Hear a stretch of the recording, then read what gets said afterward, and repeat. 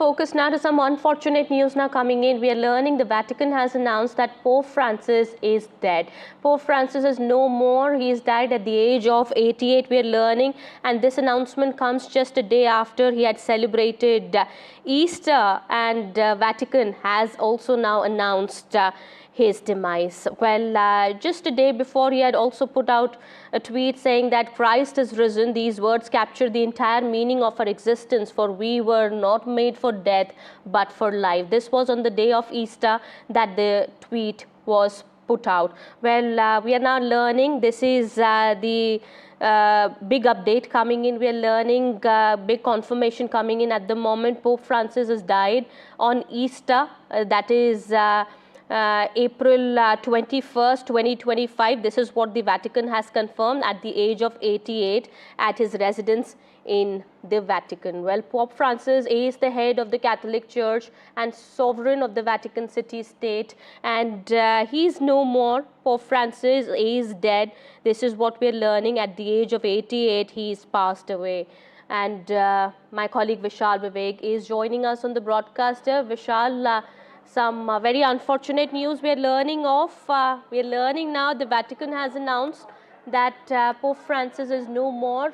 What more is being learned? We understand this is also being, the information that is being given out by the Vatican is that he died on Easter morning. Well, that is correct. So this was highly unexpected because he had recovered in the last few days. He had been discharged from the hospital. He spent about a week, more than a week actually, in the hospital, and he had almost recovered, and he had given some public appearances as well.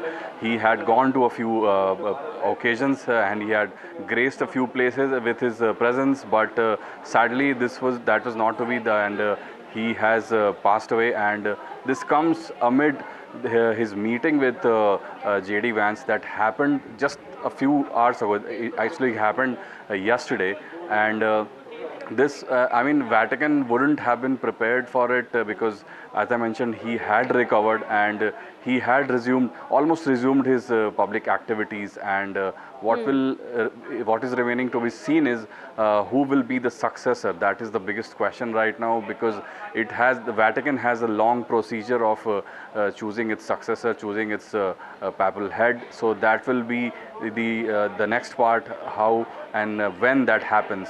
It will be a long drawn procedure. There are several people whose names were thrown in when he had gotten ill for the first time. So those names will be considered probably, but it all boils down to how long Vatican will take to replace one of the greatest leaders the world has ever seen.